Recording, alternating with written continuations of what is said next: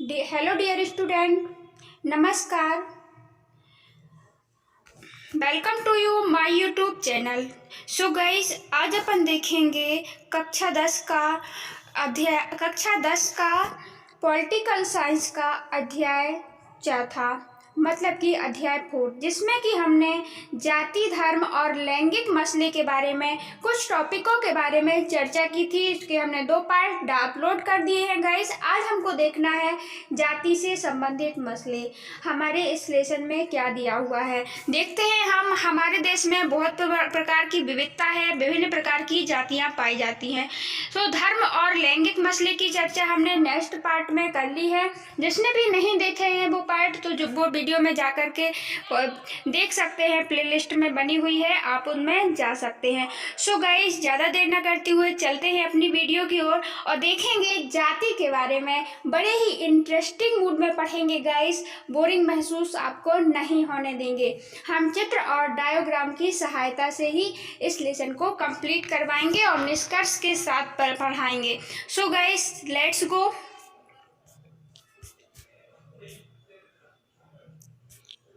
जाति के बारे में देखते हैं। हमने धर्म के बारे में देखा था कि कैसे हमारे भारत में धर्मनिरपेक्षता शासन की व्यवस्था की गई है। देखिए, जातिगत असामान्यताएं भी बहुत सारी पाई जाती है हमारे देश में। लिंग धर्म पर आधारित विभाजन तो दुनिया भर में है, पर जाति पर आधारित विभाजन सिर्फ भारतीय समाज में ही देखने को मिलता है। जो लिंग धर्म से संबंधित विभाजन हम विभिन्न देशों में देखा था हमने गाइस, जैसे कि हमने देखा था श्रीलंका का, हमने देखा था वहाँ पे बौद्ध धर्म है, और हमने देखा था पाक का एक निश्चित धर्म कौन सा है गाइस, वहाँ का इस्लाम धर्म है। लेकिन हमारे भारत का कोई भी धर्म नहीं है। हमारा भारत सभी धर्मों का सम्मान करता है गाइस। और इस वाले फैसले पर संविधान के हमें बहुत ही गर्व महसूस होता है, क्योंकि हमारी पहचान क्या है, भारतीय है, ना ही हिंदू है, ना ही सब पहचाने गाइस नीचे हो जाती है। हमारी सिर्फ पहचान क्या रह जाती है गाइस, हमारी पहचान रह जाती है भारतीय। देखते हैं हम, बहुत देशों में ये विभाजन तो हमने देखा था, पर जातिगत विभाजन हमको भारत में ही देखने को मिलता है। इसमें ज़्यादातर जातियों विभक्त है हमारा भारतीय समाज। सभी समाजों में कुछ सामाजिक असमानताएं, एक तरह का श्रम का विभाजन मौजूद होता है। अधिकतर समाजों में पेशा, परिवार एक ही पीढ़ी से दूसरी पीढ़ी को में जाता है, लेकिन जाति व्यवस्था एक इसका अतिवादी व स्थायी रूप है। अन्य समाजों में मौजूद असमानताओं से एक खास तरह का अर्थ है इसका, ठीक है ना। इसमें पेशा वंशानुगत विभाजन की रीति की मान्यता प्राप्त है। एक जाति समूह के लोगों को एक या मिलते जुलते पैसे के ही होते हैं, साथ ही उन्हें एक अलग सामाजिक समुदाय के रूप में भी देखा जाता है। उनमें आपस में ही बेटी रोटी अर्थात शादी खान पान का संबंध रहता है। जैसे हम देखते हैं, अभी अपन पढ़ लेते हैं गाइस। इसका अपन को एक एक वर्ड पढ़ना है, फिर इसके बाद हमको आपको समझाने की कोशिश करेंगे, बहुत ही अच्छे से समझाएंगे। सो अन्य जाति में उनके बच्चों का ना तो शादी हो सकती है और ना ही महत्वपूर्ण पारिवारिक और सामुदायिक आयोजन में उनकी पात में बैठकर दूसरी जाति के लोग भोजन ग्रहण करते हैं। गाइस, क्या होता है, हम देखते हैं जो जाति प्रथा है गाइस, इनके अनुसार हमने देखा इनमें सामाजिक विभाजन होता है। उनमें रोटी और बेटी का संबंध पाया जाता है। मतलब बेटी उसी घर में देंगे गाइस जो उनकी जाति का होगा।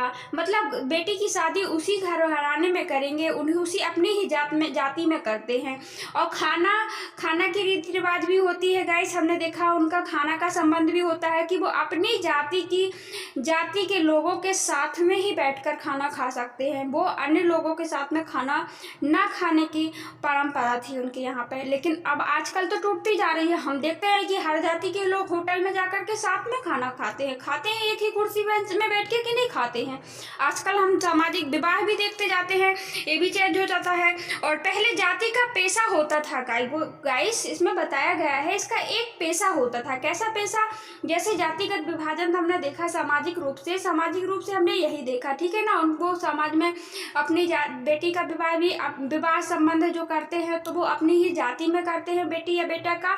और साथ में उनका खान पीन भी जो होता है वो अपने ही समाज के लोगों के साथ में बैठकर करते हैं। ये सामाजिक विभाजन रहा, ठीक है ना। उनका और एक पेशा भी होता था। जैसे हम देखते थे कि जो जाति के लोग होते थे वो उसी के अनुसार कार्य करते थे। अपनी जाति के लोग अपनी ही कास्ट का काम करेंगे, लेकिन अब ऐसा नहीं पाया जाता है। यदि पिता कुछ किसान करता है और बच्चे को कोई और काम पसंद आ जाता है तो वो बस किसान को छोड़ करके कोई और भी काम कर सकता है। लेकिन पहले क्या पेशा होता था गाइस, हम देखते हैं जो कपड़े सिलने वाले का बच्चा यदि होता है तो उसका पेशा होता है कि वो कपड़े ही सिलेगा, ठीक है ना। जैसे हम देखते हैं जो मिट्टी के बर्तन वगैरह बनते हैं तो जो काम उस मिट्टी के बर्तन के बनते हैं उनका काम यदि उनका पिता करते हैं जो काम, वही उनका बच्चा भी करता है। सो गाइस, ये होता है पेशा, मतलब पीढ़ी दर पीढ़ी चलने वाला काम, ठीक है। आई होप गाइस आपको समझ में आया होगा। समझ में आया है तो प्लीज़ लाइक कीजिए, क्योंकि हमें सपोर्ट करिए, हमें आपके सपोर्ट की बहुत ज़्यादा ज़रूरत है गाइस, प्लीज़, ठीक है। वर्ण व्यवस्था के बारे में देखते हैं। हाँ, वो एक ही जाति के लोगों से विवाह करेंगे। ये हुआ गाइस जातिगत विभाजन का सामाजिक रूप हमें देखा। वर्ण व्यवस्था अन्य जाति से भेदभाव और उन्हें अपनों से अलग मानने की धारणा आधारित है। उनमें अत्यंत जातियों के साथ छुआछूत का व्यवहार किया जाता है। इसकी चर्चा हमने 9वीं कक्षा में भी की थी। गाइस, क्या होता है वर्ण व्यवस्था में, हम देखते हैं वो दूसरे वर्ण वालों से भेदभाव करते हैं।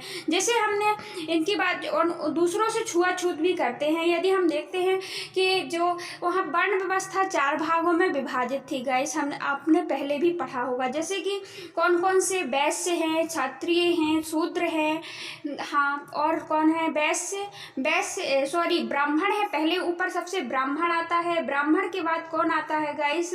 क्षत्रिय आते हैं। क्षत्रिय के बाद हमने देखा था कौन आते हैं? शूद्र आते हैं। और वैश्य आते हैं, वैश्य के बाद शूद्र आते हैं।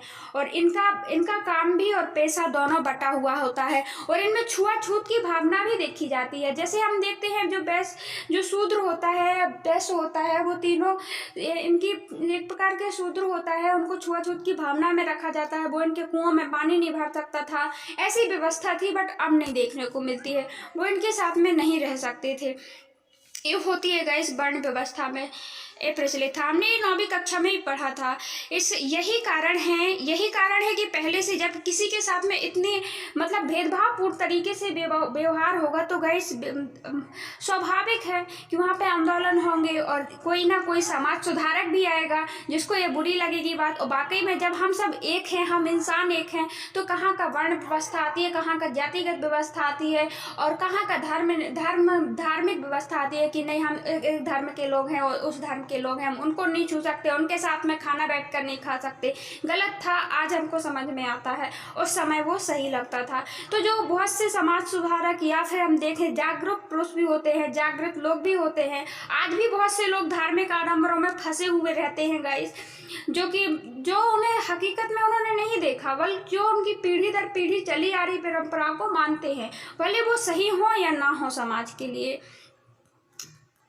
तो यही कारण है कि जो ज्योतिबा फुले, डॉक्टर अंबेडकर हैं, महात्मा गांधी हैं, पेरियर रामास्वामी नायकर जैसे राजनेता और समाज सुधारक ने जातिगत भेदभाव से मुक्त समाज व्यवस्था बनाने की बात की और उनके लिए गैस काम भी किया। कौन? ज्योतिबा फुले का नाम आता है, अंबेडकर का नाम आता है गैस, महात्मा गांधी का नाम आता है।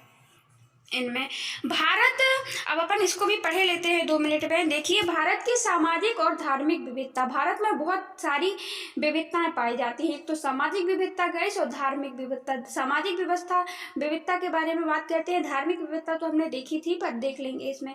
देखिए, जनगणना में प्रत्येक 10 साल बाद, धार्मिक व्यवस्था मतलब विभिन्न धर्मों के लोग, और सामाजिक विविधता मतलब बहुत सारे समाज के लोग, जैसे कि OBC है, कैटेगरी वाइज भी ब्राह्मण वैश्य, शूद्र, हमने ये अलग बताया आपको। वर्ण व्यवस्था के बारे में बात की। जनगणना में प्रत्येक 10 साल बाद सभी नागरिक के धर्म को भी दर्ज किया जाता है। हम देखते हैं हमारी जनगणना 10 साल के बाद होती है, उसमें धर्म को भी ऐड किया जाता है। जनगणना विभाग के आदमी घर घर जाकर लोगों के उनके सूचनाओं को जुटाते हैं, धर्म समेत बातों के बारे में लोगों को कुछ बताते हैं। ठीक वैसा ही फॉर्म दर्ज किया जाता है। अगर कोई कहता है कि वह नास्तिक है या किसी धर्म को नहीं मानता है तो फॉर्म में भी इसे वैसे ही दर्ज किया जाता है। यही कारण है कि देश में विभिन्न धर्मों के मानने वाले लोगों की संख्या और उनके अनुपात में आए किसी बदलाव के बारे में हमारे पास विश्वसनीय सूचनाएं हैं। नीचे दिए गए पाई चार्ट से देश में 6 प्रमुख धर्म समुदायों के आबादी के अनुपात का पता चलता है। गाइस क्या होता है, जैसे जैसे अपन देखते हैं जनगणना होती है प्रत्येक 10 साल में, तो उसके साथ में जो चार्ट रहता, सूची रहती है गाइस, ले जाते हैं, उनके बारे में पूछते हैं। तो धर्म के बारे में भी पूछा जाता है कि आप कौन से धर्म को मानते हैं, क्या आप धर्म नास्तिक हैं, क्या कोई अपन बोलते हैं कोई धर्म नास्तिक होता है, किसी भी धर्म को नहीं मानता है। और इसी कारण हमको धर्म के बारे में सूचनाएं प्राप्त होती हैं कि कितनी धर्म की आबादी कौन से धर्म के लोग मानते हैं। आज़ादी के बाद प्रत्येक धर्म के समुदाय में काफ़ी बड़ी है। प्रत्येक धार्मिक समुदाय की आबादी काफ़ी बड़ी है। हम आज़ादी के बाद से यदि जनगणना करें तो उनका अनुपात ज़्यादा नहीं बदला है। प्रतिशत के हिसाब से देखें तो 1961 के बाद हिंदू, जैन और ईसाई समुदाय का हिस्सा मामूली रूप से घटा हुआ है। किनका गाइस हम देखते हैं 1961 के बाद अभी देखें हम तो किन किन का हिस्सा घटा हुआ है। हिंदू है, जैन है, ईसाई समुदाय का हिस्सा मुख्य रूप से घटा है, जबकि मुसलमान और सिख बौद्ध धर्मों का मामूली रूप से उनका हिस्सा बढ़ा हुआ है। उनके मानने वाले लोगों की संख्या में बढ़ोतरी देखी गई है। सॉरी गाइस,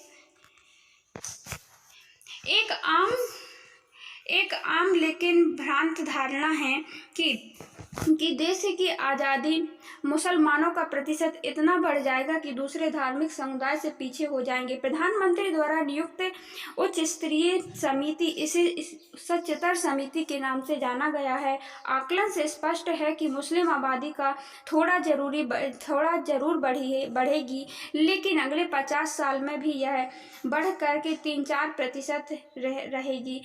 इससे साबित होता है कि एक व्यापक फलक पर विभिन्न धर्मों के समुदाय के अनुपात पर कोई बड़ा उलटफेर हमें देखने को नहीं होने वाला है। इतना ज़्यादा भी उलटफेर नहीं होने वाला है कि इतने ज़्यादा वो ज़्यादा हो जाएंगे और ज़्यादा कम हो जाएंगे। हाँ, थोड़ी बहुत डिफरेंस चलता है 3-4% का। जैसे हमने देखा कि हिंदू आबादी तो अभी घटी हुई है और मुस्लिम आबादी और सिख आबादी को बढ़ते हुए हमने पाया है। तो गाइस इसका मतलब ये नहीं कि उल्टा यहाँ पे बहुत बड़ा उलटफेर हो जाएगा कि वो डबल हो जाएंगे या कम हो जाएंगे। हाँ, थोड़ी बहुत का परसेंट का अंतर हमने देखा। ये किसने माना गाइस, इन्होंने सच्चर समिति है, प्रधानमंत्री नियुक्त उच्च स्तरीय समिति है, प्रधानमंत्री द्वारा नियुक्त की गई है, उनका ऐसा मानना है। यही बात जाति समूहों पर भी लागू होती है। जनगणना सिर्फ 2 विशिष्ट समूहों, अनुसूचित जाति और अनुसूचित जनजातियों की गिनती अलग से दर्ज की जाती है। हम देखते हैं जनगणना में सिर्फ 2 विशिष्ट जातियां होती हैं जो अनुसूचित जाति में आते हैं गाइस और अनुसूचित जनजाति में आते हैं। इनकी गिनती अलग से की जाती है। इन दोनों बड़े समूहों में सैकड़ों जातियां और आदिवासी समूह को शामिल हैं जिनके नाम सरकारी अनुसूची में दर्ज हैं। इसी के चलते इनके नाम के साथ अनुसूची शब्द लगाया गया है। अनुसूची जातियां, जिन्हें आमतौर पर दलित कहा जाता है, समन्वित वे हिंदू जातियां आती हैं जिन्हें हिंदू सामाजिक व्यवस्था में अछूता माना जाता है। इन जातियों के साथ भेदभाव किया जाता है, उन्हें तिरस्कार की दृष्टि से देखा जाता है। अनुसूचित जनजातियां में, जिन्हें आमतौर पर आदिवासी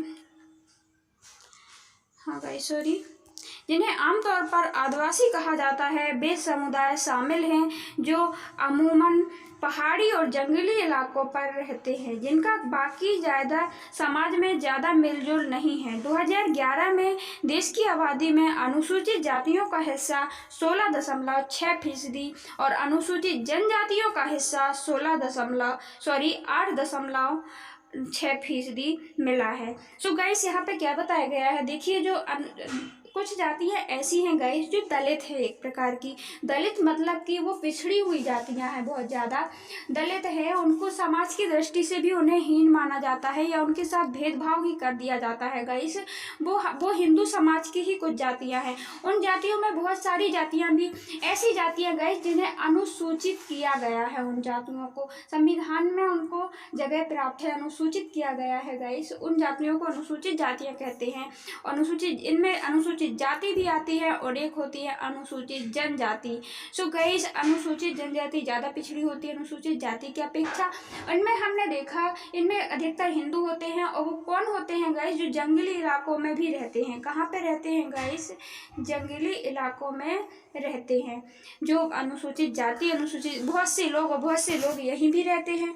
आदिवासी लोग हैं, वो अधिकतर जंगलों में पाए जाते हैं। तो इनकी संख्या हमने देखा कि अनुसूचित जातियों की संख्या 16% है 2011 की जनगणना के अनुसार, और अनुसूचित जनजातियों की संख्या मतलब ST/SC की संख्या है 8.6%।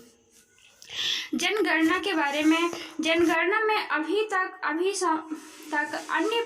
पिछड़ी जातियों की गिनती नहीं की जाती। जनगणना में गाइस हम देखते हैं, जनगणना में दोनों की गिनती की जाती है। किनकी गिनती की जाती है, अनुसूचित जाति की, अनुसूचित जनजाति की, और धर्म की भी बात की जाती है कि कौन से धर्म को मानने वाले कितने लोग हैं, कौन कौन सा धर्म मानता है।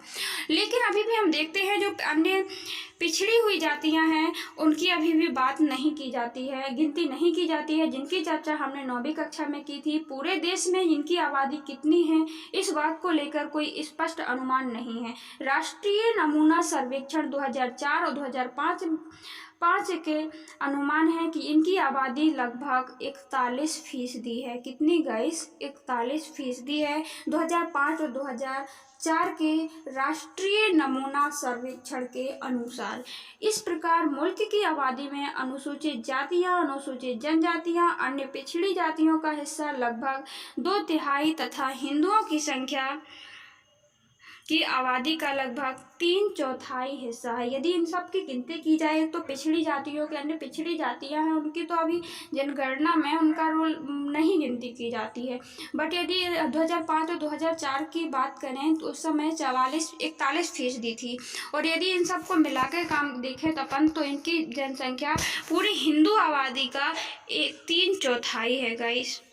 देखते हैं अपन इस डायग्राम में क्या लिखा है। भारत में विभिन्न धार्मिक समुदायों में आबादी, अपन देखते हैं कितने धार्मिक समुदाय में कितनी आबादी है। देखते हैं भारत की जनगणना 2011 के अनुसार 10 साल बाद होनी थी गाइस, मतलब 2021 में फिर से जनगणना की जाएगी। भारत में विभिन्न धार्मिक समुदायों के लोगों की संख्या, जैसे हम देखते हैं सर्वाधिक अपन देखते हैं संख्या किसकी है गाइस, सर्वाधिक 79.8% लोग हिंदू रहते हैं हमारे यहाँ पे भारत पर। बहुत बहुसंख्यक हैं। बहुसंख्यक होते हुए भी गाइस हमने देखा कि हमारे संविधान में ऐसा कोई नियम नहीं है कि हमारे बहुसंख्यक को बढ़ावा दिया जाए। हम लोग नैतिकता के अनुसार शासन करते, हमारे संविधान में नैतिकता को सर्वोपरि माना गया है और उसी के अनुसार ही अपन शासन चलाते हैं। देखा गाइस, हमारे यहाँ पे 79.8% है हिंदू। मुसलमानों की संख्या कितनी है गाइस, ओनली 14.2%। उसी में ईसाई आते हैं गाइस, उसी में नहीं आते, मतलब ईसाइयों की संख्या 2.3 है और सिख की 1.7 का रेशियो, मतलब 1.7 है। अन्य शामिल बौद्ध धर्म की बात करें तो 0.7 है, जैन धर्म की बात करें 0.4 है और अन्य धर्म 0.7 है। कोई धर्म नहीं जो नास्तिक है गाइस, वो उनकी संख्या 0.2% है। ये हमको 2000 जनगणना के अनुसार है। आप इनको अच्छे से देखिए क्योंकि आप ये ऑब्जेक्टिव में पूछ लिए जाते हैं। तो गाइस चलते हैं आगे। आई होप गाइस आपको वीडियो समझ में आ रहा होगा आपको कुछ, तो आप प्लीज़ लाइक कीजिए। और सब, यदि आप पहले मेरे यूट्यूब चैनल में पहली बार आए हैं तो आप सब्सक्राइब कीजिए।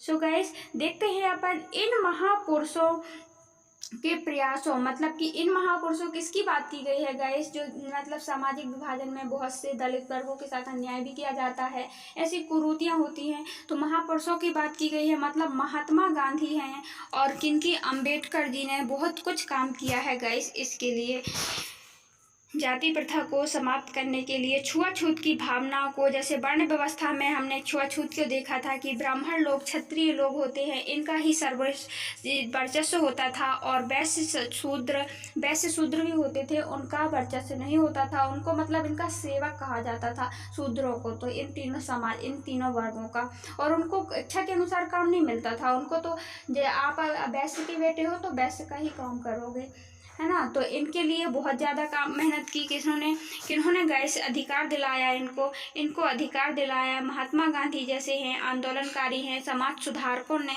अम्बेडकर जी हैं, बहुत इनके लिए प्रयास किया। इन महापुरुषों के प्रयासों से सामाजिक आर्थिक बदलाव के चलते आधुनिक भारत की जातिगत संरचना, जाति व्यवस्था में भारी बदलाव आया।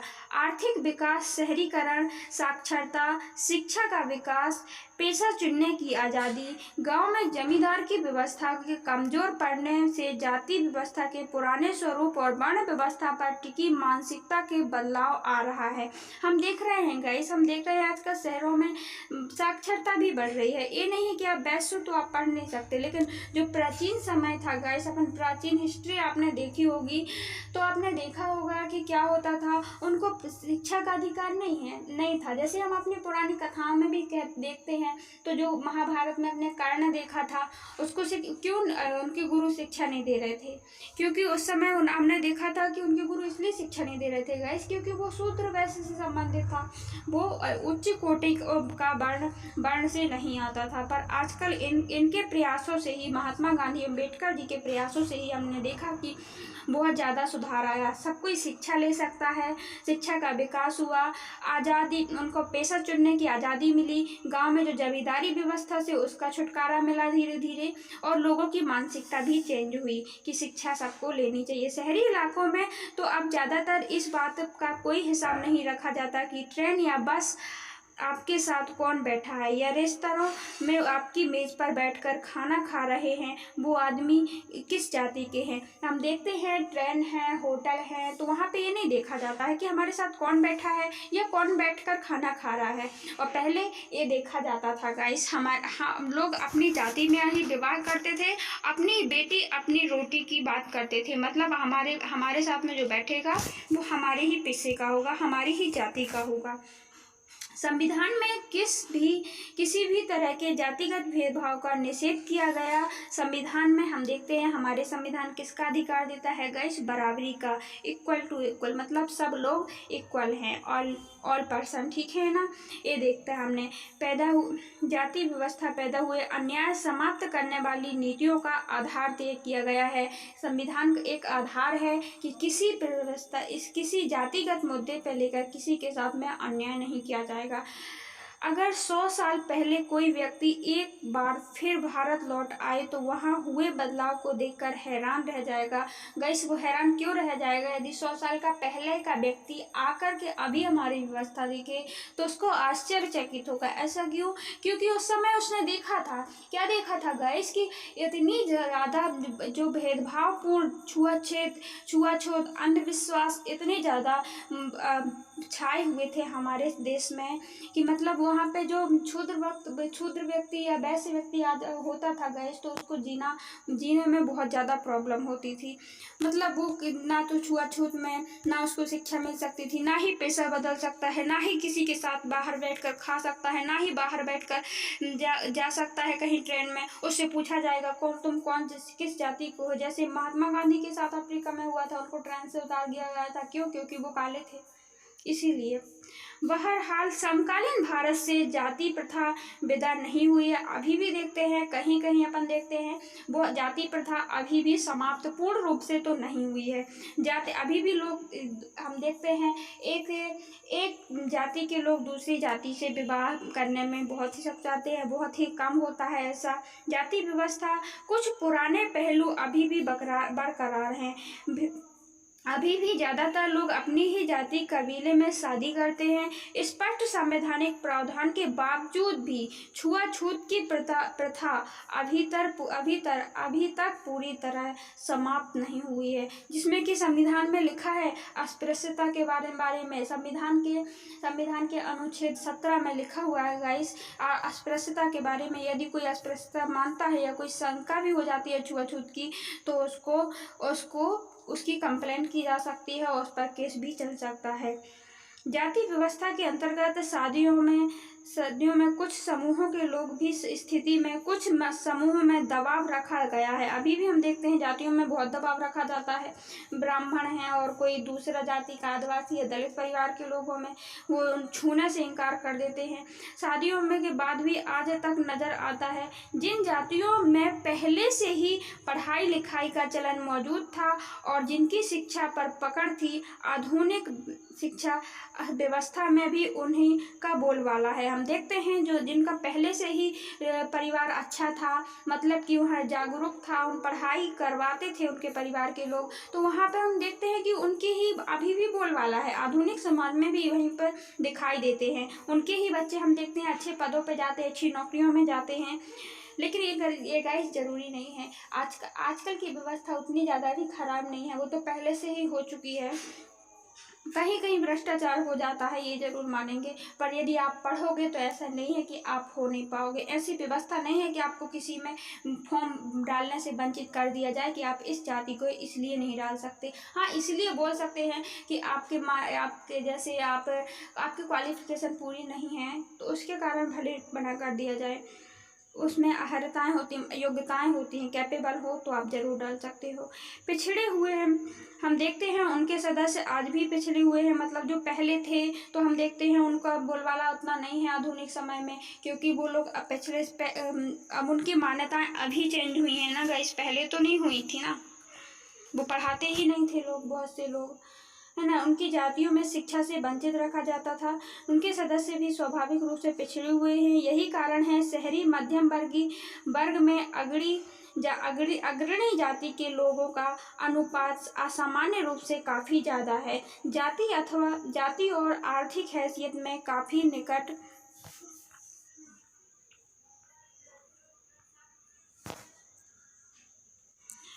इसका संबंध निकटता से हमें देखने को मिलता है। जातिगत असमानताएं इस बॉक्स में दी गई हैं। देखिए गाइस, ये है जातिगत असमानताओं की बात की गई है इस वाले डायग्राम में।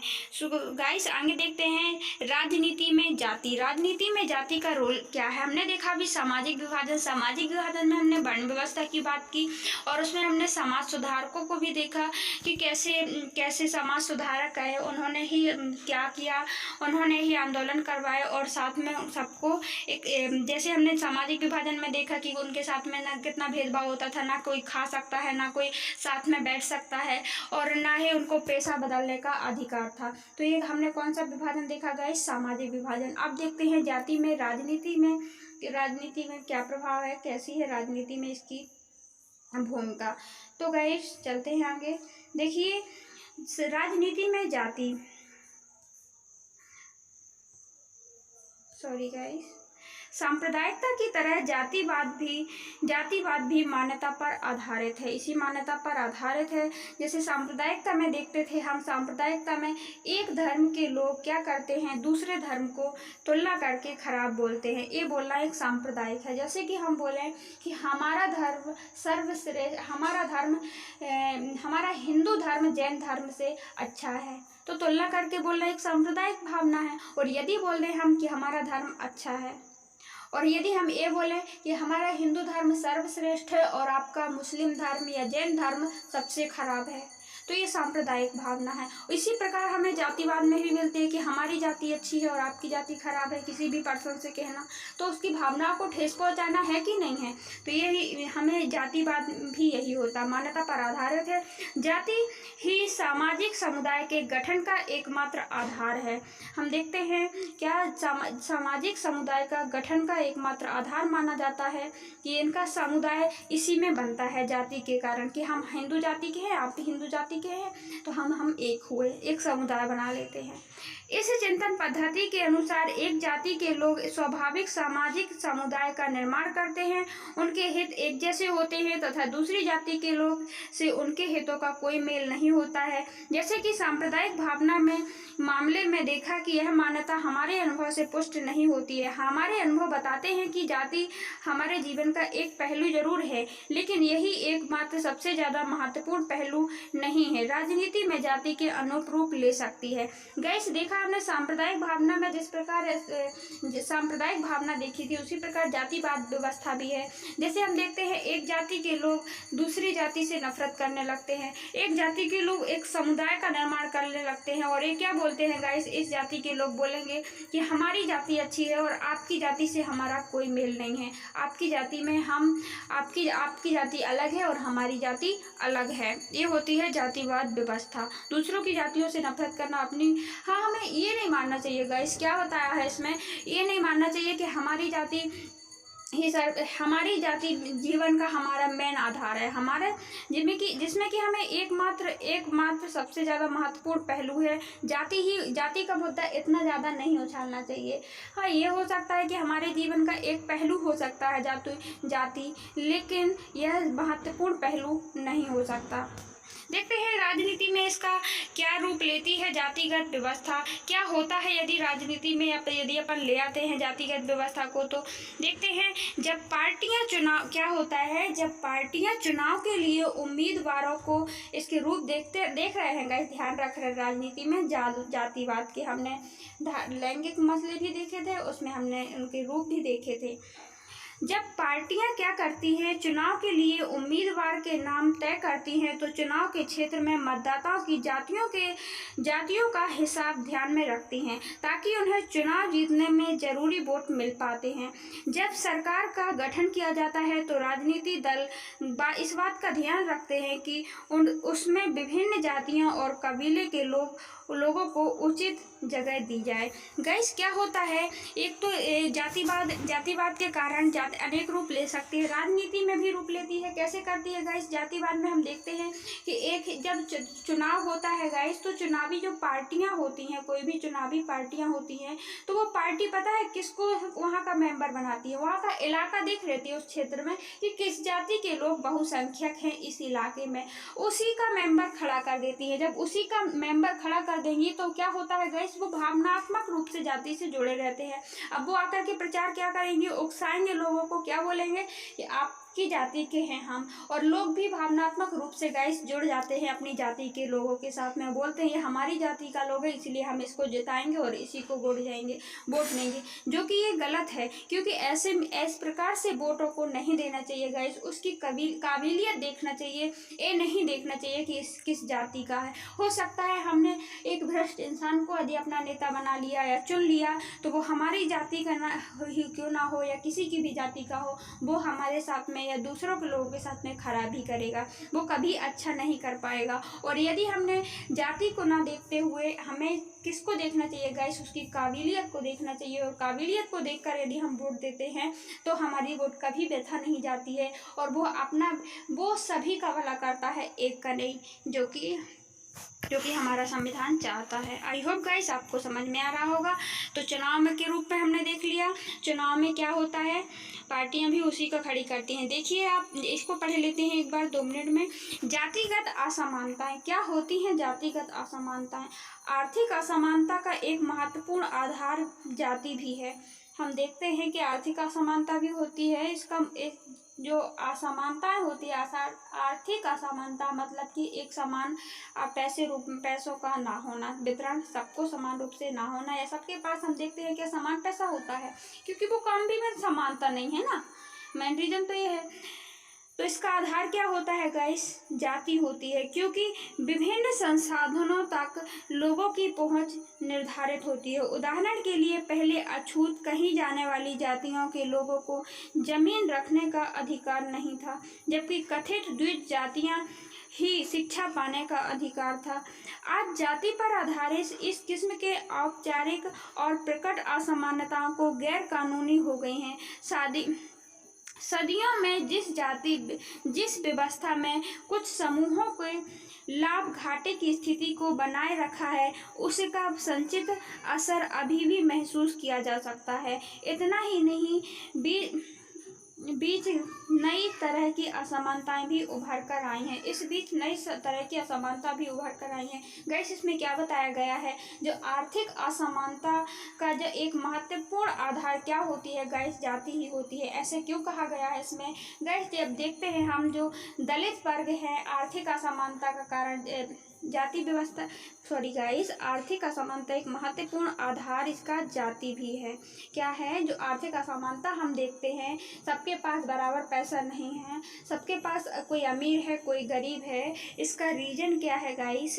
इसका रीजन एक ही हमें देखने को मिलता है, जो पहले समय से प्राचीन समय में जैसे हम देखते थे, जो दलित वर्ग हैं, उनके पास तो पैर रखने के लिए भी भूमि नहीं है, अब नहीं थी। अब अपन देखते हैं कि वो एकदम से ऐसा कुछ तो अब इनके पास, और कुछ लोगों के पास, अमीर लोगों के पास, कुछ जातियों के लोगों के पास, बड़ी जातियों के लोगों के पास बहुत सारा पैसा था गाइस, और कुछ दलित वर्गों के पास तो बिल्कुल भी पैसा नहीं था। तो अपन बढ़ाएंगे भी, यदि वो काम करके कुछ आगे भी आते हैं, तो अभी भी हम उसका असर देखने को मिलता है। भले हमने सामाजिक रूप से उनको सही सारी व्यवस्थाएं उपलब्ध कराने की कोशिश की है, समानता लाने की कोशिश की है गाइस, लेकिन हम देखते हैं उनकी जातियों में कितना भी बढ़ाएंगे, पहले से ही वो लोग गरीब थे। यदि हमने उनके पास पैर रखने के लिए जमीन नहीं थी अपनी, और यदि हमने उनको अधिकार भी दे दिया गाइस, यदि उनको संपत्ति का मतलब कि उनको संपत्ति रखने का मतलब कुछ उनका आरक्षण भी दे रहे हैं गाइस, तो कितने आरक्षण देंगे? इसके बाद भी उनको अभी भी इसका असर देखने को मिलता है, उनको महसूस होता है अभी भी वो गरीब ही हैं, और ये लोग बढ़ते जा रहे हैं। निश्चित रूप से जाति और आर्थिक हैसियत की पुरानी स्थिति में काफ़ी बदलाव आया है।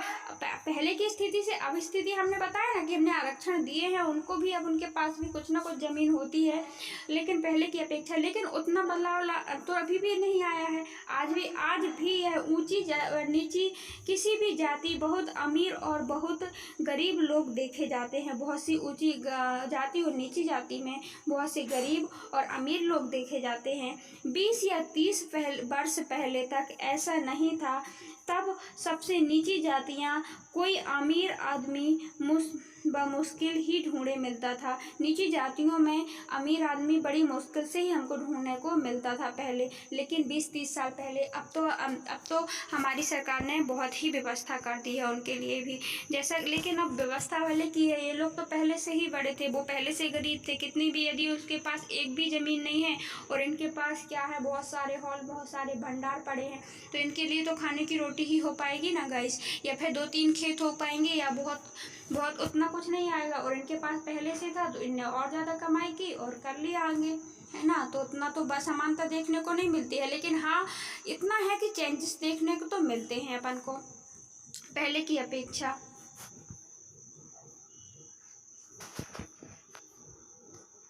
निश्चित रूप से उनकी हैसियत पुरानी स्थिति से काफ़ी बदलाव आया है। ऊंची नीचे अमीर गरीब लोग देखने को मिल जाते हैं। अब देखते हैं अपन आगे। नमूना सर्वेक्षण से स्पष्ट है कि आज भी जाति आर्थिक हैसियत के निर्धारण में बहुत महत्वपूर्ण भूमिका निभाती है। आर्थिक हैसियत के निर्धारण में यदि हम आर्थिक रूप से देखें तो दलित वर्गीय अभी भी गरीब मिलते हैं हमको ज़्यादातर, है ना। और जो ब्राह्मण या क्षत्रिय लोग होते हैं वो अभी भी अमीर हमको देखने को मिलते हैं। तो जातिगत व्यवस्था जो होती है आर्थिक में भूमिका निर्धारण में भूमिका जरूर निभाती है।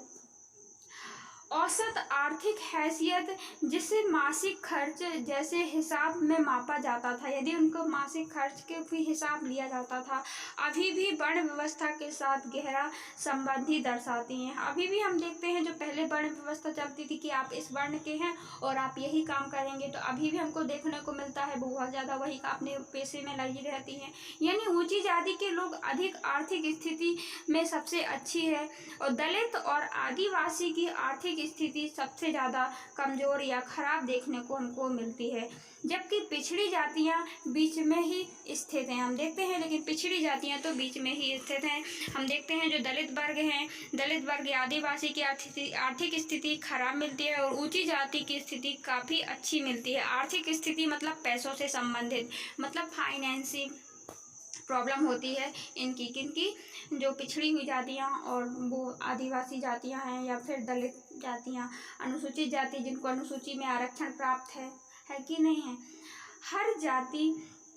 हर जाति में गरीब लोग हैं, पर भारी दरिद्रता, सरकारी गरीबी रेखा के नीचे जीवन बसर करने वाले लोगों में ज़्यादा बड़ी संख्या सबसे निचली जातियों की लोगों की ही मिलती है। ऊंची जाति में गरीब का प्रतिशत सबसे कम है। इस मामले में पिछड़ी जातियों के लोग बीच की स्थिति में, हम देखते हैं कि सरकार अभी भी हमारी हेल्प करती है और पहले तो उतना नहीं हो पाता था अंग्रेजी सरकार में, लेकिन जब से भारत आज़ाद हुआ है सबके लिए समानता का अधिकार लाया गया है तो उनके लिए भी आरक्षण दे रही है और वो भी उभर के आ रही हैं। लेकिन हम देखते हैं जो आर्थिक स्थिति पे जिनकी ज़्यादा खराब है वो कौन है, और वो निचली ही जाति के लोग हमें मिलते हैं। जैसे कि हम देखते हैं कि जैसे आज भी गरीबी रेखा का राशन कार्ड होता है, गरीबी रेखा के नीचे यापन करने वाले लोगों की संख्या में निचली जाति की ही संख्या हमें ज़्यादा मिलती है, बड़ी जातियों की संख्या बहुत कम मिलती है। इसका मतलब वो अभी भी गरीब हैं।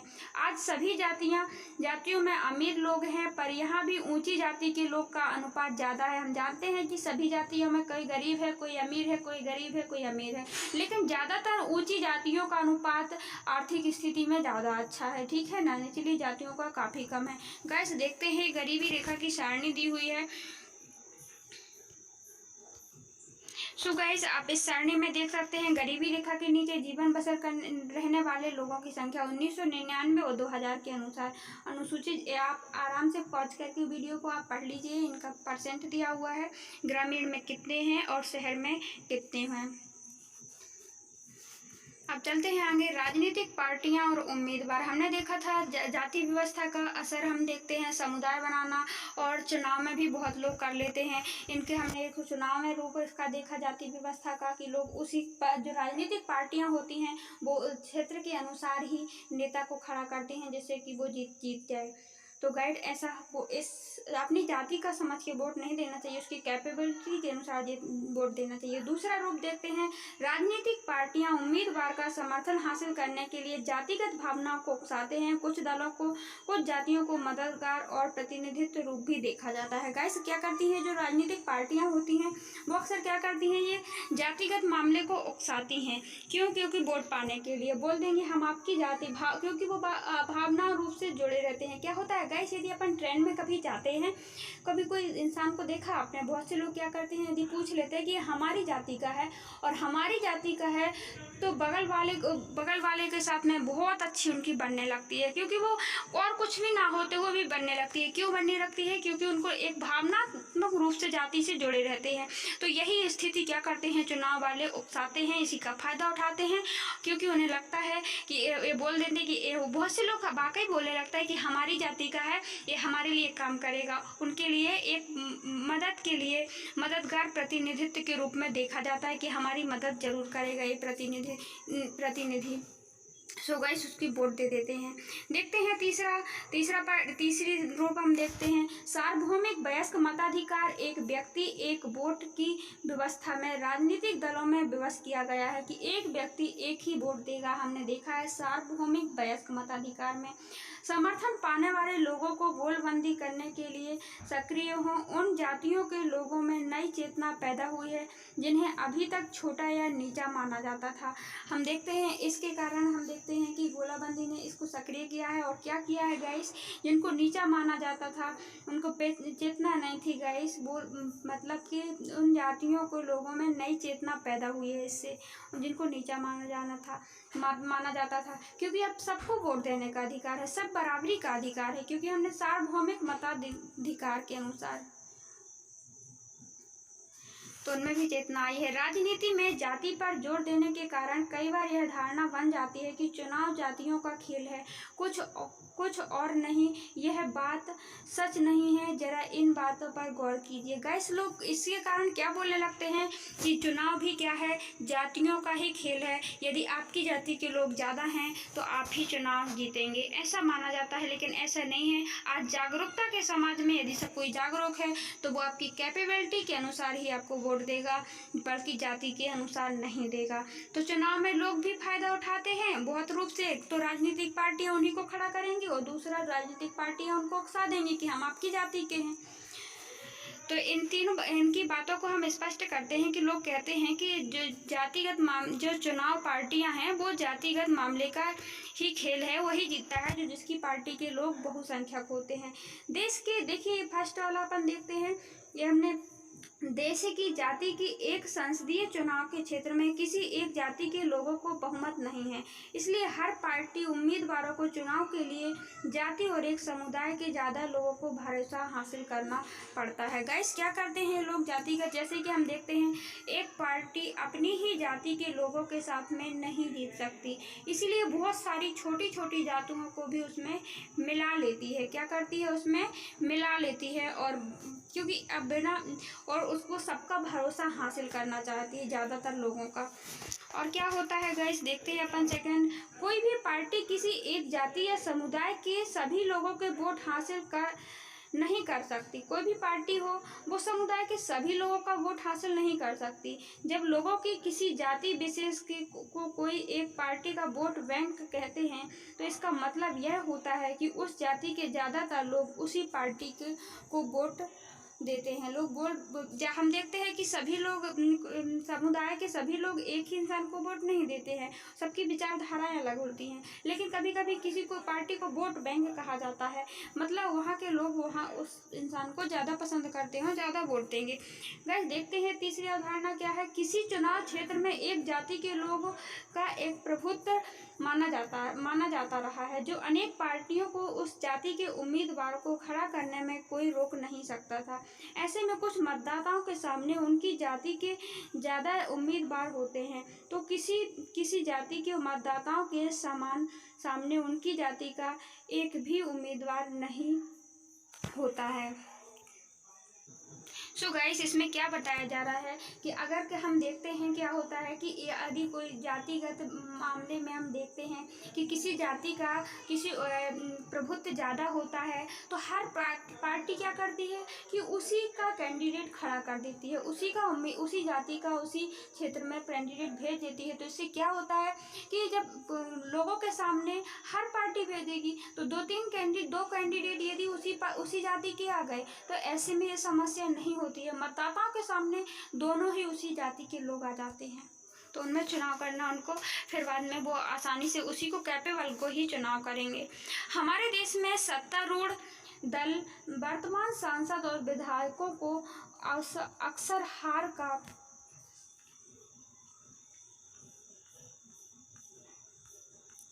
का सामना करना पड़ता है। हम देखते हैं हमारे देश में क्या होता है, जो सत्तारूढ़ एक बार सत्ता पे आ जाता है तो ये जरूरी नहीं है कि वो हमेशा रहे, हमेशा हार का सामना ही करना पड़ता है कभी कभी। अगर किसी जाति और समुदाय की राजनीतिक पसंद एक ही होती है तो ऐसा संभव नहीं हो पाता। हम देखते हैं कि सबकी पसंद एक थी फिर बाद में नहीं होती है, और ये जरूरी नहीं है कि वो एक बार सत्ता में आ गया है तो वही आएगा, उसको सत्तारूढ़ नहीं है। स्पष्ट है कि चुनाव में जातियों की भूमिका महत्वपूर्ण है, किंतु दूसरे कारक भी इतने ही असरदार होते हैं कि मतदाता अपनी जातियों से जितना जुड़ाव रखते हैं, अक्सर उससे ज़्यादा गहरा जुड़ाव राजनीतिक दलों में रखते हैं। एक जाति के समुदाय के भीतर भी अमीर गरीब के लोगों को हित अलग अलग होते हैं। एक ही समुदाय के अमीर गरीब लोग अक्सर अलग अलग पार्टियों को वोट देते हैं। अगर सरकार के कामकाज के बारे में लोगों की राय और नेताओं की लोकप्रियता के चुनाव में अक्सर निर्णायक असर होता है। गाइस, ये भी जरूरी नहीं है कि यदि एक जाति का प्रभुत्व है तो वही राजनीति में आएगा, वही राजनीति में आएगा। हम अक्सर देखते हैं कि एक हर इंसान की पसंद अलग होती है, उनके विचार अलग होते हैं, उनके अमीर हर जाति में अमीर भी अलग होते हैं और गरीब भी अलग होते हैं। जब उनके समुदाय में सबके विचार एक से नहीं मिलते हैं तो ये जरूरी नहीं है कि वो एक ही इंसान को या एक ही अपनी जाति वाले के लोगों को पसंद करे। यहाँ पे हम देखते हैं निर्णायक भूमिका भी मिलती है। दूसरी जाति का लोग यदि अच्छा काम करता है तो हम देखते हैं हम अपनी जाति को छोड़कर दूसरी को दे देते हैं, और देना भी चाहिए वोट। देखिए, हमने देखा इनके बारे में, चुनाव के बारे में, राजनीतिक दल तो खड़े करवाने की पूरी कोशिश की उन्होंने, लेकिन इन्हें चुनने की भी पूरी कोशिश की। लेकिन ये जरूरी नहीं है कि जातिगत मामला ही खेल हो, राजनीति चुनाव में जातिगत मामला ही खेल हो या उसी के द्वारा चुनाव जीता जा सके। जाति के अंदर की राजनीति हम देखते हैं, जाति के अंदर की। अभी तक हमने इस चीज़ पर गौर किया कि राजनीति में जाति की क्या भूमिका होती है, इसका क्या मतलब है। हमने देखा कि राजनीति में जो चुनाव वगैरह होते हैं, जो पद होते हैं, उसमें क्या भूमिका होती है राजनीति की, जाति की राजनीति में। पर इसका मतलब यह नहीं है कि जाति राजनीति के बीच सिर्फ एक तरफा संबंध होता है। राजनीति भी जातियों में राजनीति के अखाड़े में लाकर जाति व्यवस्था और इसको गैर आप पहुँच करके पढ़ लीजिएगा। ये बताया गया है कहानी रूप में, रंग भेद की बात की गई है। इस मुल्क में पैदा होने की गलती करने वाले चले जाते हैं जो विदेश बोलते हैं, पराई भाषा पहनते हैं, अजनबी पोशाक और भूल जाते हैं इस मुल्क को, उन्हें मेरा सलाम। जो नहीं भूलते, सदियों तक पीटे जाने के बाद भी नहीं बदलते। ऐसे बगैरतों से पूछता हूँ, क्या कहोगे अगर किसी ने पूछा तुमसे क्या होता है छुआछूत? क्या इस ईश्वर की तरह ही अविनाशी है? क्या ऐसा होता है अछूत? इसी तरह दिखता है? क्या वह खुद को कोड़ की तस्वीर होता है या फिर धर्माधीशों का दुश्मन? क्या वह विधर्मी है, एक पापी या फिर नास्तिक? बताओ मुझे, क्या जवाब होगा तुम्हारा? क्या तुम बगैर हिचकिचाए कह सकोगे कि मैं ही हूँ अछूत? इसी से मैं कहता हूँ, इस मुल्क में पैदा होने की गलती करने वाले तुम्हें अब गलती सुधारनी होगी, या देश छोड़ो या युद्ध करो। गाइस, ये बताया गया है कि उस समय जो रंग भेद की नीति अपनाई जाती थी, उनके साथ में जो दुर्व्यवहार किया जाता है उसके बारे में बात की गई है उसमें। सो गाइस, आगे चलते हैं। जातिगत पहचान को प्रभावित करती है। इस तरह सिर्फ राजनीति ही जातिग्रस्त नहीं होती है, जाति भी राजनीतिग्रस्त होती है। गाइस, ये नहीं है कि मतलब कि जाति से पहचान की जाती है राजनीति की, या राजनीति की पहचान की जाती है जाति से। हमें अनेक चीज़ देखने को यह चीज़ अनेक रूप ले सकती है। इसमें भी हम देखते हैं, अभी हमने देखा कि राजनीति में जाति का, अब जाति में देखते हैं अपन क्या देखेंगे गाइस। राजनीति ही जातिग्रस्त नहीं होती, बल्कि जाति में भी राजनीति होती है। अभी हमने देखा कि राजनीति में जाति का रोल, लेकिन आप देखेंगे जाति में भी राजनीति होती है। हर जाति खुद को बड़ा मानती है, हमने ये देखा। या सो पहले वह अपने समूह के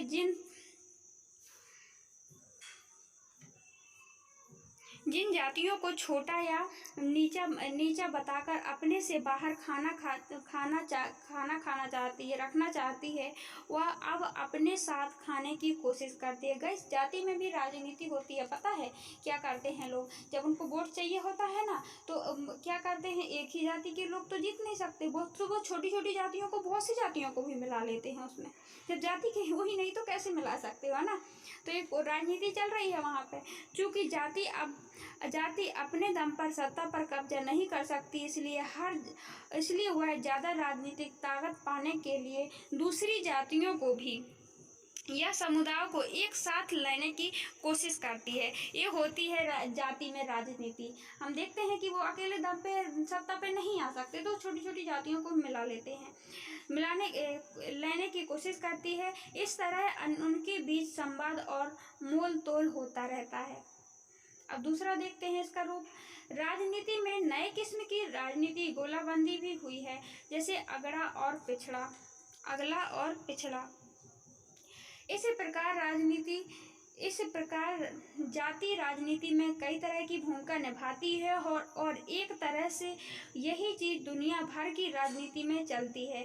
दुनिया भर में राजनीतिक पार्टियां वोट पाने के लिए सामाजिक समूहों और समुदायों को गोलाबंदी करने का प्रयास करती है। मतलब बहुत सारी जातियों को मिलाकर गोलाबंदी करने का प्रयास करती है। क्यों गाइस? क्योंकि वो राजनीति में आना चाहती है और एक ही जाति के द्वारा वो आ नहीं पाती है। तो जाति में भी राजनीति हुई कि नहीं हुई है? हम अपने भारत में ही नहीं देख रहे हैं, हम बहुत से देशों में ही देखते हैं, दुनिया भर में ये चलता रहता है। कुछ खास जातियों में राजनीति में जातिगत विभिन्नताएं, असमानताएं और वंचित और कमजोर समुदाय के लिए अपनी बातें आगे बढ़ाने और सत्ता में अपनी हिस्सेदारी मांगने की गुंजाइश भी पैदा करती हैं। इस अर्थ में जातिगत राजनीति ने दलित और पिछड़े जातियों के लोगों के लिए सत्ता तक पहुंचाने तथा निर्णय की प्रक्रिया को बेहतर ढंग से प्रभावित करने की स्थिति पैदा की है। अनेक पार्टियां और गैर राजनीतिक संगठन खास जातियों के खिलाफ भेदभाव समाप्त करने, उनके साथ सम्मानजनक व्यवहार करने, उनके लिए जमीन जायदाद और अवसर उपलब्ध कराने की मांग की जाती है। गाइस, ये गोलाबंदी करते हैं इसीलिए सत्ता में पहुंचने के लिए। गाइस, तो फिर क्या होता है? इससे भी हमको लाभ होता है। जो बहुत सी जातियों के बीच छुआछूत की भावना चल रही थी, छुआछूत की भावना के साथ साथ उनके साथ आर्थिक रूप से पिछड़ापन होता था, तो उनके लिए भी लाभदायक हो जाती है। क्या होती है? फिर उनको सत्ता में लाने के लिए सही होती है। और फिर क्या करते हैं? उनको सम्मानजनक व्यवहार दिलाती है कि नहीं होती है? जातिगत राजनीति भी चलती रहती है, इससे इस फायदा होता है। जमीन जायदाद के अवसर कराने की मांग को लेकर आंदोलन करते रहते हैं। इसके साथ ही यह भी सच है, सिर्फ जाति पर जोर देना नुकसानदेह हो सकता है। जैसे कि धर्म के मसले में स्पष्ट है कि सिर्फ जातिगत पहचान पर आधारित राजनीति लोकतंत्र के लिए शुभ नहीं होता है। लेकिन गाइस, हम देखते हैं जाति के आधार पर ही हमें ये चलाना, यदि अपन मेन मान लेते हैं जाति को, तो नुकसान होता है। गाइस, जाति जिंदगी का पार्ट है, जाति हमारी जिंदगी नहीं है, आपको ध्यान रखना। जैसे हमने देखा था, आधार पार्ट है। मेन धर्म को यदि हम एक विभिन्नता को लेते हैं, मान ली धर्म कि हमारा हिंदू धर्म है, आपका मुस्लिम धर्म है, या आपकी हिंदू, आपकी जाति ओबीसी है, या हमारी जनरल में आते हैं, तो गाइस इसमें प्रॉब्लम हो जाती है। ये नहीं होना चाहिए। जातिगत मामला उतना नुकसानदेह नहीं है, पर एक ही भावना को लेकर के चलना, तो इससे गरीबी, भ्रष्टाचार आदि होने लगते हैं। दूसरे लोग दूसरी जाति को पसंद ही नहीं करते हैं। ऐसे में जैसे धर्म में विभाजन हो गया था, भारत और पाक 1947 में हो गया, आपने देखा, लोगों को ध्यान भी भटकाता है। कई बार जातिवाद तनाव, टकराव, हिंसा का भी बढ़ावा देते हैं। आई होप गाइस आपको ये वीडियो समझ में आया होगा, ये लेसन। यदि आपको समझ में आया है तो लाइक करें, शेयर करें, सब्सक्राइब करें, और पहली बार यदि हमारे चैनल पे आए हैं तो सब्सक्राइब कर ही जाएं। जय हिंद दोस्तों। देखते हैं इसके डिस्कस को 2 मिनट में। सो गाइस, हमने इस लेसन पे देखा लैंगिक मसलों के बारे में कि लैंगिक मसले के बारे में, जैसे स्त्री पुरुषों पर भेदभाव, ये 2 प्रकार से होता है गाइस। एक होता है सामाजिक विभाजन और एक होता है गाइस शारीरिक विभाजन। स्त्रियों में जो सामाजिक विभाजन है उसको तो हम चेंज कर सकते हैं, लेकिन जो शारीरिक विभाजन होता है दूसरा, जैसे कि हम देखते हैं लड़कियों की आवाज़ पतली होना, उनका सुंदर होना, सुडौल होना, ठीक है ना, और थोड़ी मेहनती ना होना ज़्यादा, तो ये जरूरी नहीं है, लेकिन मानसिक डेवलपमेंट में कोई प्रभाव नहीं पड़ता है। हम देखते हैं जिस क्षेत्र में लड़की है उस क्षेत्र में लड़के हैं, ठीक है ना। यह हुआ गाइस शारीरिक विभाजन, जो हमको प्रॉब्लम खड़ी नहीं कर रहा है। लेकिन जो सामाजिक विभाजन है वो अक्सर भेदभावपूर्ण नीति अपनाता है। हमने देखा सामाजिक विभाजन में क्या देखा लड़कियों को, कि लड़कियां ओनली घर के काम कर सकती हैं, बाहर का काम नहीं कर सकती। उनका काम झाड़ू पोछा और बर्तन का ही होता है, और लड़कों का काम हमने देखा कि वो बाहर से और लड़कियों का काम देखा हमने हमने वो 7 घंटे करती हैं,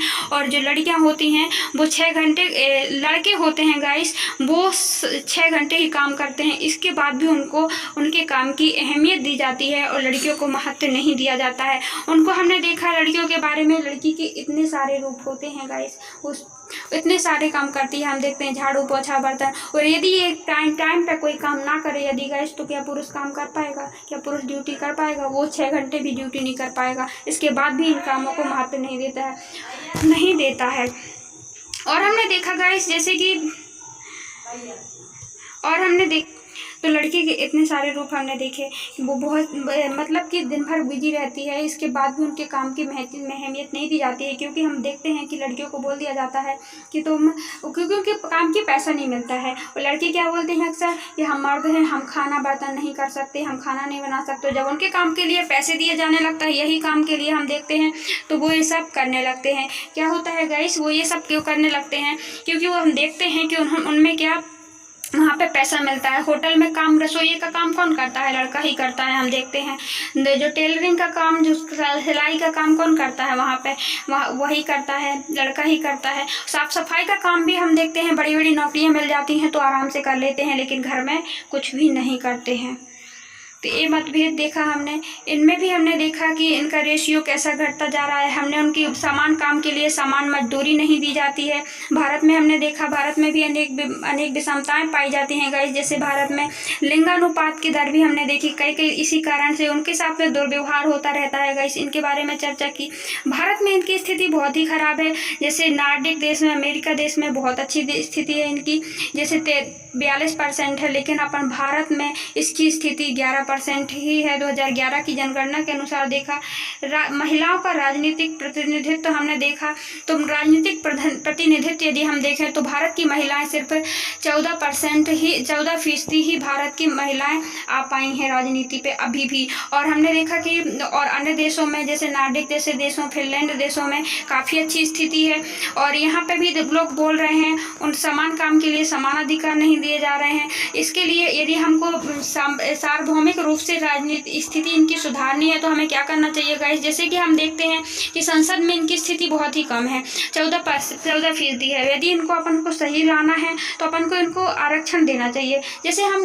जैसे स्थानीय शासन में हमने देखा कि इनकी महिला सीट आती है और इनको महिला ही खड़ी होगी तो महिला आएगी क्यों नहीं आगे?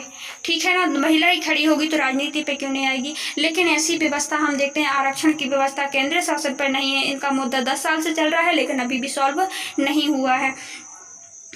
धार्मिक मामले में हमने देखा, धार्मिक मामले में 3 लोगों की बात की हमने। एक तो महात्मा गांधी ने कहा कि धर्म को राजनीति पे लाना चाहिए। विभिन्न धर्म हैं हमारे देश में, है कि नहीं है? हमारा संविधान है वो धर्मनिरपेक्ष संविधान है। तो हम यहाँ पे 3 जन की बात कर रहे थे, 3 लोगों की, कि धर्म के मामले में कैसी असमानताएं पाई जाती हैं, उनको राजनीति में लाना चाहिए कि नहीं लाना चाहिए। तो गांधी जी कहते हैं धर्म को राजनीति को धर्म से ही चलाना चाहिए। कहते हैं ना, राजनीति को धर्म के अनुसार ही चलाना चाहिए, क्योंकि कोई भी धर्म हो गाइस, वो कभी भी अत्याचार करने या दूसरों की भावनाओं को ठेस पहुंचाने की अनुमति नहीं देता है। उनके सिद्धांत सबके अच्छे ही होते हैं, पर उनका मतलब मानने के तरीके भले ही अलग हों। सबके धर्म समान हैं। फिर हमने देखा जो हमने दूसरों को देखा, मानवाधिकारी बोर्ड ने कहा, जो मानवाधिकार संगठन की स्थापना कब की थी? 1948 में गाइस की गई थी संयुक्त राष्ट्र संघ में। तो इन्होंने क्या कहा गाइस कि जो अल्पसंख्यक हैं उनके अधिकतर दंगे फसादे होते हैं, तो अल्पसंख्यकों की मांग की उन्होंने, उनके धर्म की रक्षा की जाए, क्योंकि उनके लोग ही मारे जाते हैं। नारीवादी आंदोलनकर्ताओं ने कहा कि हम देखते हैं कि नारियों के लिए भी उन धर्म में उचित, पारिवारिक मामलों में धर्म में उचित स्थान नहीं दिया जाता उनको। हमने देखा कि उनको विभिन्न धर्मों में हम देखते हैं मस्जिद में नारियों को जाने का भी, महिलाओं को जाने का अधिकार नहीं होता है। सांप्रदायिकता की बात की गाइस हमने। सांप्रदायिकता क्या होती है? सांप्रदायिकता के बारे में बताया कि सांप्रदायिकता उसे कहते हैं गाइस, जो कि सांप्रदायिकता उसे कहते हैं सांप्रदायिक तो उसे कहते हैं जब अपन किसी के धर्म को अपने धर्म से खराब कहते हैं, तुलना करके अपने धर्म को तो श्रेष्ठता बताई जाती है और दूसरों धर्म को खराब बोला जाता है, उसे हम सांप्रदायिकता कहते हैं गाइस।